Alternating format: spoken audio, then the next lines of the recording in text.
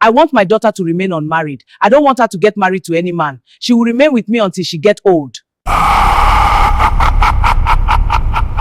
Take this necklace and give it to her. Don't let her take it out. What will happen if she takes the necklace out? Don't let her take it out, unless you will die and the charm will be broken. The necklace broke open.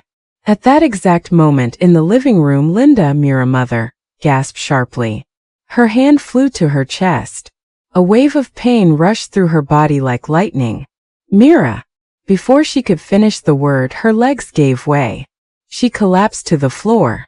Miles away in the dark forest, the juju priest was sitting inside his shrine. Smoke from burning herbs curled slowly into the air. Suddenly, the flame of one of his ritual candles flickered violently. The cowrie shells on the floor rattled. The old man's eyes snapped open. He stood up immediately. "The binding has been broken," he murmured. Then his expression darkened. "But something is wrong." He quickly threw the cowrie shells onto a small mat. They scattered in strange patterns. The juju priest inhaled sharply. "The mother is at the point of death," he said. His voice dropped to a whisper.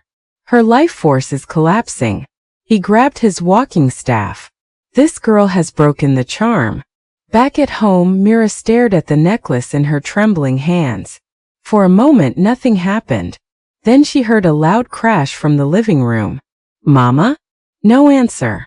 Her heart began racing. "Mama!" She ran out of the room and froze. Linda was lying on the floor, motionless. "Mama!" Mira rushed to her side, shaking her hands. Her mother's breathing was weak and uneven. Fear crashed over Mira like a wave. "No, no, no." Her hands trembled as she reached for her phone. The next minute, the hospital lights were harsh and blinding. Doctors rushed past as Mira sat frozen in a plastic chair, her hands still shaking. The broken necklace lay in her lap.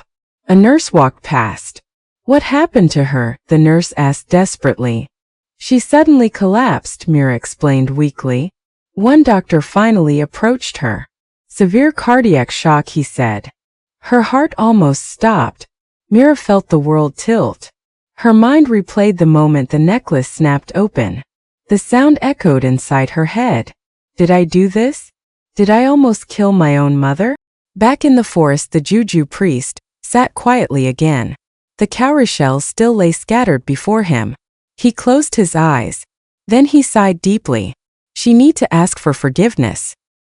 Morning light filtered through the hospital window. Mira sat beside her mother's bed, exhausted. Machines beeped softly as Linda slept weakly. The broken necklace was still in Mira's bag. Her phone suddenly vibrated. Mira looked at her phone. It was her roommate Ella calling. Mira hesitated, then answered.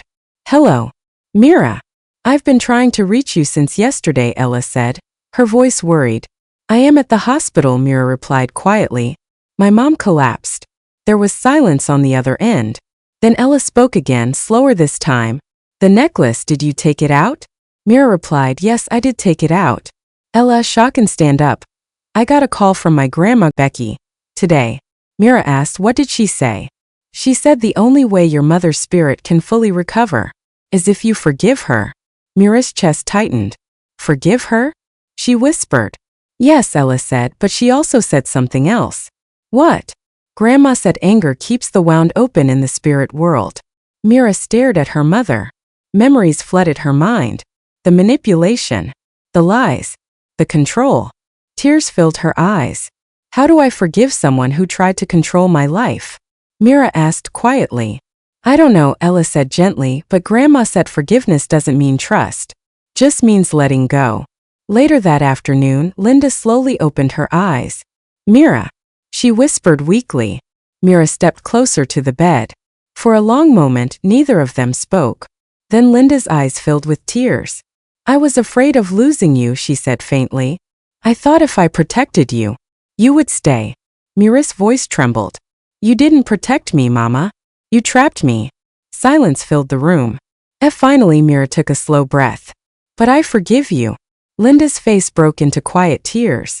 "I forgive you, because I don't want to carry this anger anymore." She paused. But things will never be the same again. Linda nodded weakly. I understand. And for the first time in years, the weight in Mira's heart felt lighter. But deep inside, the trust was gone. Years later, life slowly moved forward. Mira returned to the city and finished her studies. Years of hard work, she became a lawyer. Confident, independent, strong. One afternoon, after a long day in court, Mira visited the hospital to see a friend. While waiting at the reception desk, a calm voice spoke beside her. Excuse me, are you the lawyer everyone keeps talking about? Mira turned. Standing there was a tall man in a white coat. He smiled warmly. I'm Dr. Michael Johnson.